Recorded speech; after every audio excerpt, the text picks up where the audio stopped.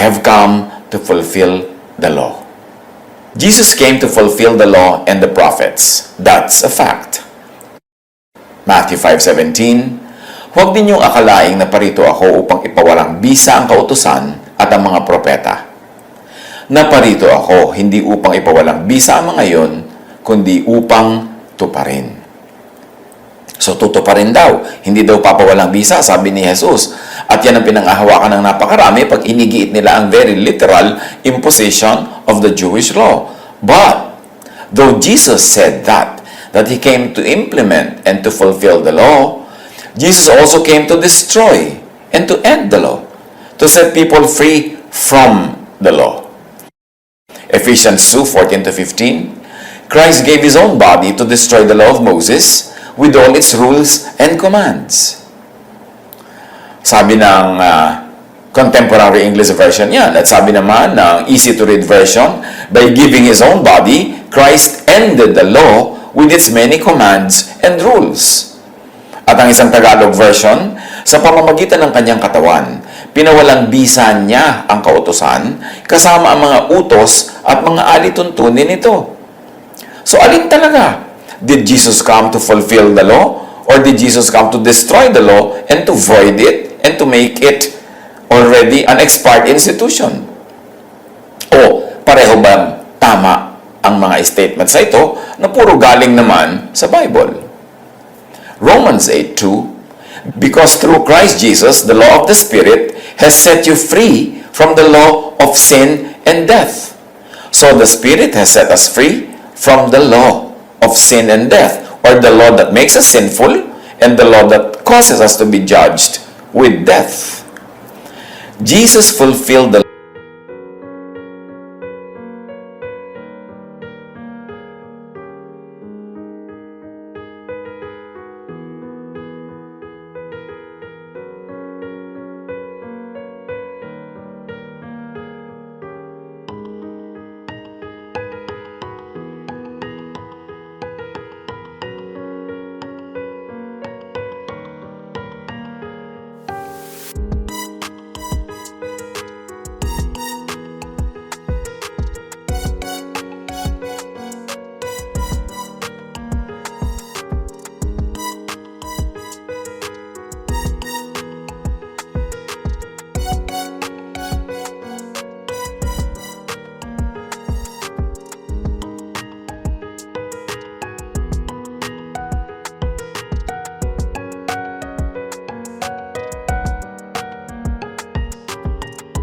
law, but not in the same way Israel's religious system fulfilled it.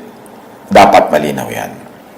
Nung sinabi ni Jesus na I came to fulfill the law, hindi ibig sabihin that He will fulfill the law the same way that ancient Israel had been fulfilling the law according to their tradition, according to their interpretation and application. Jesus reinterpreted and updated the law, bringing back its original but lost loving intent and context. Bakit dumating si Jesus? To reinterpret the law, to update it, to void its very cruel and very uncontextual applications na nung panahon niya, lipas na yung konteksto nung panahon na ibinigay originally ang marami sa mga laws na ito. So, ibinalik ni Jesus yung nawalang timpla, yung nawalang flavor ng law, the love. That the main reason for the law was to love. But it was in the context of the primitive history of Israel, their primitive culture, and then the developing culture of as a nation. Pero ngayon, iba na ang panahon. 1,000 taon na rin ang dumaan. At ang marami sa mga laws na ng Israel, nung unang panahon ng kanilang mga ninuno, hindi na applicable kahit nung panahon ni Jesus sa mga Jews mismo. So, Jesus reinterpreted. Ibinalik niya yung nawalang flavor that the law was really given to love, to promote love and to promote peace. Noong araw, to promote peace, they had to have harsh rules that governed the tribe, the families, because they were living in very dangerous times and the nation was not yet stable. But times had changed. At ang nangyari sa religion ng Israel, sobrang naging authoritative ang kanilang religious leaders at naging very unfeeling, very unkind ang interpretation nila and application of the law na kahit magdusa ka, mamatay ka, babatuhin ka hanggang mamatay, pag na-break mo yung law, the law rules supreme. But Jesus came to reinterpret and bring it back to its loving content and context. Mark 12:28-34. Nakita niyang mahusay ang pagkasagot ni Jesus sa mga Saduceo, kaya siya naman ang lumapit upang magtanong, alin po ang pinakamahalagang utos? So, napakarami kasing utos sa Israel, 10 Commandments, 613 other minor commandments called mitzvots. Sabi niya, alin po ang pinakamahalagang utos? Sumagot si Jesus, ibigin mo ang Panginoon mong Diyos ng buong puso mo, buong kaluluwa mo, buong pag-iisip mo at buong lakas mo. Ibigin mo ang iyong kapwa gaya ng pag-ibig mo sa iyong sarili. So para kay Jesus, sinabi niya, yan ang spirit ng law, yan ang essence ng law, yan ang dahilan kung bakit may law at yan dapat ang paraan ng pag-i-implement ng law. Ano yon? Ibigin mo ang Diyos at ibigin mo ang iyong kapwa tulad ng pag-ibig mo sa iyong sarili. That would be the correct way to read, to interpret, and apply the law. Jesus filtered the law through God's love that was newly revealed in Him, filtering out or destroying the unloving, unkind, harsh, cruel, and violent elements of Israel's religious system. Sinala ni Jesus ang law. Kasi napaka-unloving na, napaka-cruel na, napaka-impersonal na, hindi na ginagawa yung original intent to love people and to promote love among the people, to promote peace and order. Nagkakaroon na ng sobrang gulo. Interpersonal troubles. At ngayon ay nagkakaroon ng social divide among the religious elite and the people. So, mulit-muli, ipinahayag ng Ama sa Langit ang kanyang pag-ibig sa pamamagitan ng pagpapadala, pagsusugo kay Jesus para ipakita ni Jesus ang tamang pagbasa ng law, ang tamang pag-interpret ito at pag-apply. At maraming aspects of the Jewish law ang ginanon ni Jesus. Sinala, finilter, nire-interpret, at nire-apply. An example of how Jesus fulfilled the law is how He fulfilled the Sabbath. Remember, sabi ni Jesus, I came to fulfill the law. How did He fulfill the law of the Sabbath? Let's take a look at the law. Exodus 20 verse 10. Sa araw na ito'y huwag magtrabaho ang sino man sa inyo. Kayo, ang inyong mga anak, mga aliping lalaki o babae, ang inyong mga alagang hayop, ni ang mga dayuhang nakikipamayan sa inyo. So ang utos, ang law, walang magtatrabaho pag Sabbath, pag Sabado. Tapos ang nangyari, meron ng mga nahuhuling namumulot ng kahoy, Sabbath, papatayin. Dahil sabi daw ng Diyos, papatayin yan. Dahil binibreak niya ang law of the Sabbath. Tapos, ang dami-dami mga nagdurusa, hindi nila tinutulungan pag-araw ng Sabbath. The fulfillment by the teachers of the law and the Pharisees was literal and legalistic. Walang tinitingnan, walang sinisinong sitwasyon o konteksto ng tao. Nahuli kang nangangalo niya, wala silang pake kung namamatay ka na sa gutom, wala, kaya ginagawa mo yun, o kung ano man ang nagsadlak sa'yo sa ganung uri ng buhay, basta't babatuhin ka hanggang mamatay. Pero alam natin na hindi ipinabato ni Jesus yung babaeng gusto nilang batuhin dahil yun ang sabi ng law. How is the fulfillment of the law by Jesus? It was essential, meaning loving and kind. Kung ano yung mas mabait, kung ano yung mas mabuti, mas banayad na pag-interpret ng law at pag-apply nito, yun ang Jesus way. Yun ang Jesusness. Matthew 12:1-7. Isang araw ng pamamahinga, dumaan si na Jesus sa triguhan. Nagugutom ang kanyang mga alagad noon, kaya sila'y kumuha ng mga butil ng trigo at kumain yun. Nang makita ito ng mga Pariseo, sinabi nila sa kanya, tingnan mo ang ginagawa ng iyong mga alagad. Mahigpit yung pinagbabawal ng kautusan sa araw ng pamamahinga. So nagugutom yung mga alagad ni Jesus, araw ng pamamahinga, namulot sila na makakain nila, pumitas-pitas sila, pero napansin yun ng mga Pharisees at sinabi nila, bawal mamitas, bawal mamulot ng pagkain, bawal gumawa ng kahit ano kasi Sabbath ngayon. Wala kaming pakialam kung gutom kayo. Sumagot si Jesus, hindi ba ninyo nabasa ang ginawa ni David nang magutom siya at ang kanyang mga kasama? Pumasok siya sa bahay ng Diyos, kumain ng tinapay na handog, at pinakain din niya ang kanyang mga kasama. Labag sa kautosan ang ginawa nila sapagkat ang mga pari lamang ang may karapatang kumain yon. Sinasabi ko sa inyo, may isang naririto na higit na dakila kaysa sa templo. So, para kay Jesus, eating when hungry is greater than obeying the law of the Sabbath. Love, kindness, is greater than the temple and the law. Kung magiging maibigin ang gagawin mo, yun ay higit na matimbang kaysa sa pagsunod mo sa law without love and in an unloving way. Matthew 22:36-40, Guro, alin po ang pinakamahalagang utos sa kautosan? Tanong niya. Sumagot si Jesus, tulad ng ating binasa kanina, ibigin mo ang Panginoon mong Diyos ng buong puso mo, buong kaluluwa mo, at buong pag-iisip mo. Ibigin mo ang iyong kapwa gaya ng pag-ibig mo sa iyong sarili. Sa dalawang utos na ito nakasalalay ang buong kautosan ni Moises at ang katuruan ng mga propeta. So, nung tinanong si Jesus kung alin ang pinakadakilang utos, sabi niya, mahalin mo ang Diyos at mahalin mo ang iyong kapwa tulad ng pagmamahal mo sa iyong sarili. Ang lahat ng kautosan ni Moises, ang lahat ng katuruan ng mga propeta, dapat dito sukatin. Ito ang paraan ng pag-implement. Dapat salain dito. So pag ang implementation niyan, hindi pag-ibig sa Diyos, hindi pag-ibig sa kapwa, hindi papasa sa Jesus filter. 1 Corinthians 13:13, faith, hope, and love. But the greatest of these is love. Diba? Faith moves mountains. Pero sabi ni Paul, love is still greater than faith. Baliwala ang dami mong faith, hindi ka naman loving. Baliwala ang dami mong sacrifices, hindi ka naman loving. Baliwala, napaka-religyoso mo, hindi ka naman loving. Mark 2:27-28. Then he said to them, the Sabbath was made for man, not man for the Sabbath. This is very, very, very revolutionary.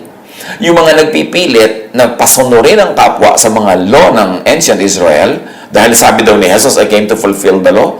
Anong fulfillment ang ginawa ni Jesus? Hindi literal. Hindi yung paraan ng pag-fulfill ng mga Pharisees. Kasi sabi ni Jesus, Sabbath was made for man, not man for the Sabbath. But remember, the Jews were going to kill you if you broke the law of the Sabbath. Sa kanila, man was made for the Sabbath. Man is to serve the Sabbath. Pero kay Jesus, no, Sabbath was given by God for man's use, for man's rest. Pero kung minsan, yung pagsunod at pagpipilit na sumunod sa Sabbath, isa ng trabaho, nakakapagod na mismo yun lang pagsunod sa Sabbath. Kaya sabi niya, kung nakakapagod, kung nakakapigil sa paggawa ng mabuti, kung nakakahadlang sa kapayapaan, katahimikan, kaligayahan ng tao, well, edi huwag sundin. Ang sundin ay yung loving application kung ano ang mabuti para sa'yo. So, makakabuti para sa'yo na huwag magtrabaho sa Sabbath? Opo, kasi pagod ako. Edi huwag ka magtrabaho. Pero makakabuti ba sa'yo na huwag akong magtrabaho sa Sabbath? May kailangan ka, hindi kita tutulungan dahil Sabbath? Aba, di hindi pumabuti sa akin yan. Di hindi dapat ganyan ang application ng law. Because the Sabbath was made for man, not man for the Sabbath. Hindi pwedeng ipilit na ang ibig sabihin ni Jesus na I came to fulfill the law is to fulfill all the laws of ancient Israel in the same way that they wanted it fulfilled. The need of man, according to Jesus, is more important than the observance of the Sabbath. Now, that is so different from the way the Jews would fulfill the law. At sa pagpapatuloy na ating binabasang verses, so the Son of Man is Lord even of the Sabbath.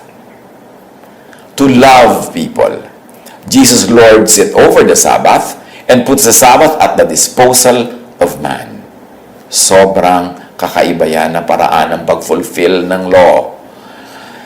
Jesus employs the Sabbath at the service of people in the name of love, to feed, to heal, to love.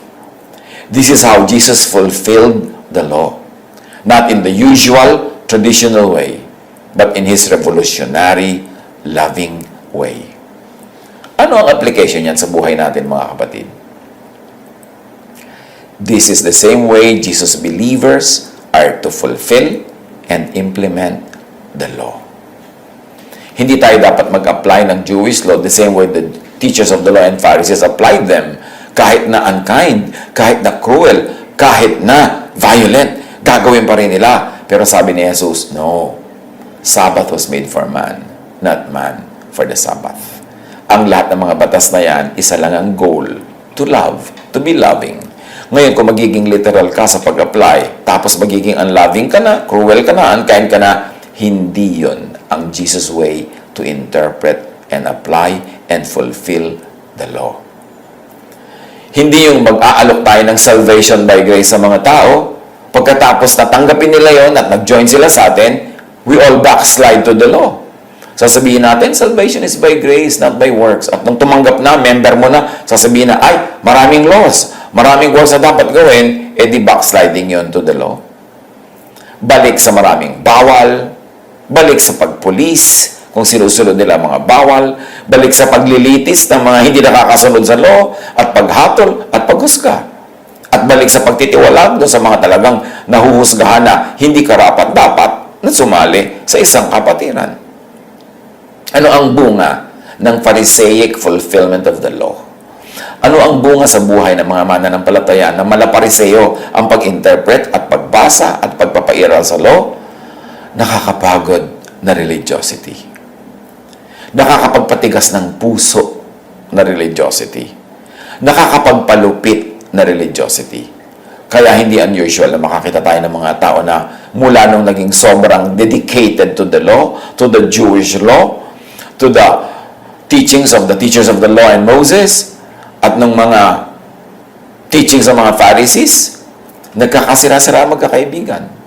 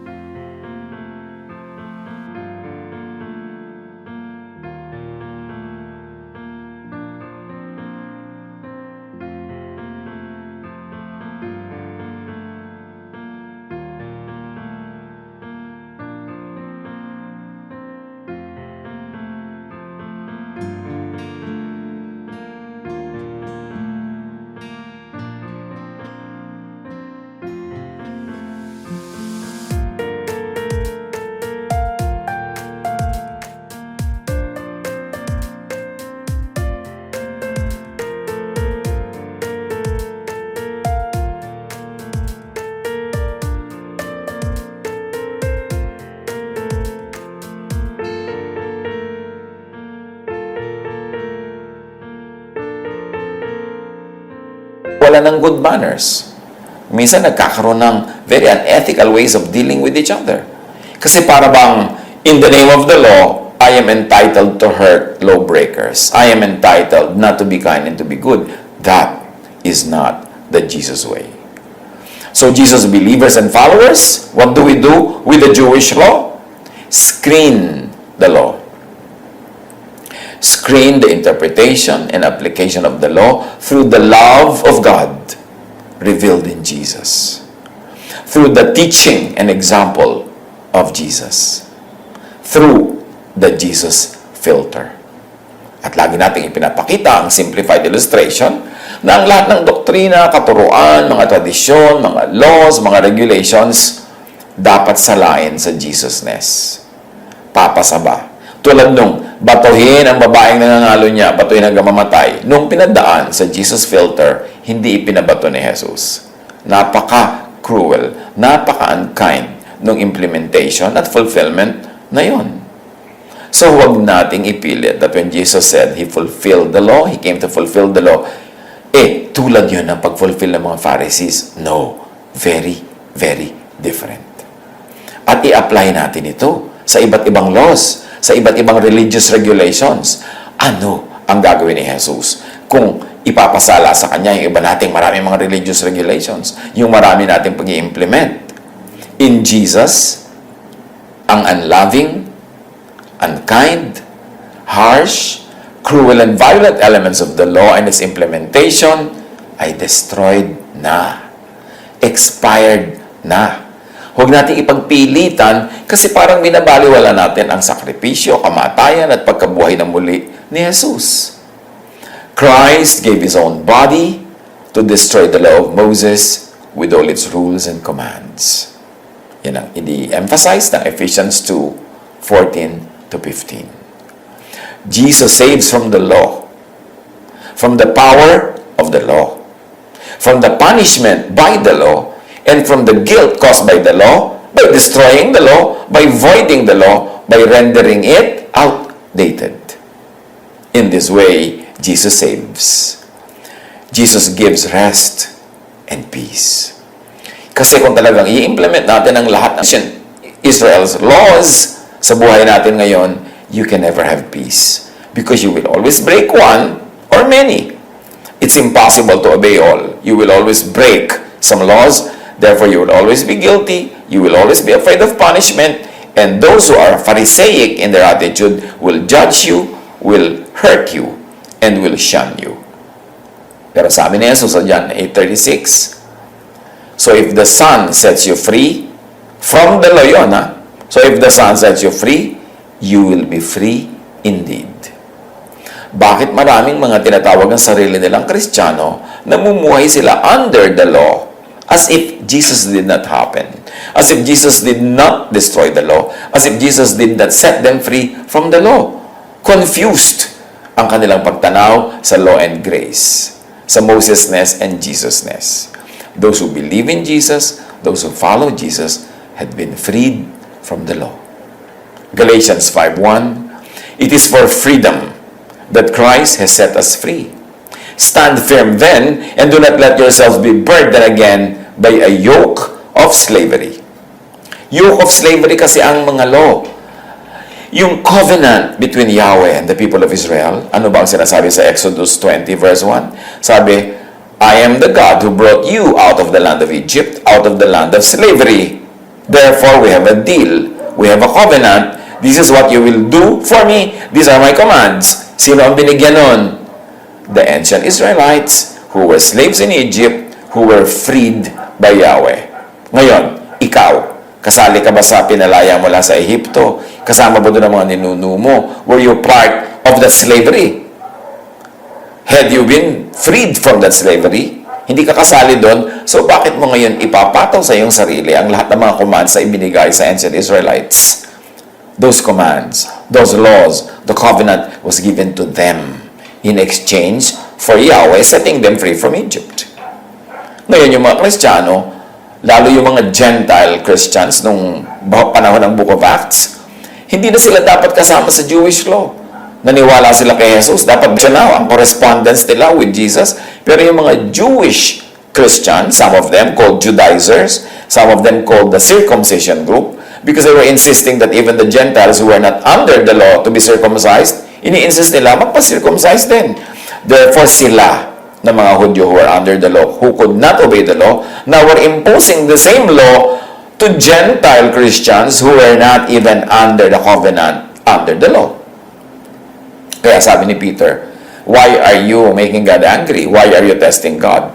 By putting on the shoulders of these Gentiles all the burdens of our laws, which we, the Jews, were not even able to obey ourselves. So pinahirapan nila ang mga sarili nila sa pagsunod sa mga laws because of the rigid Pharisaic interpretation. Tapos kaya yung mga Gentile who were not even under the law, under covenant, isasali pa nila nung naging Christian. And this is one of the most interesting parts, twists and turns ng Christian history. Nung ang mga Judaizers, mga Jewish by culture and history ay naging Christian na niwala kay Jesus,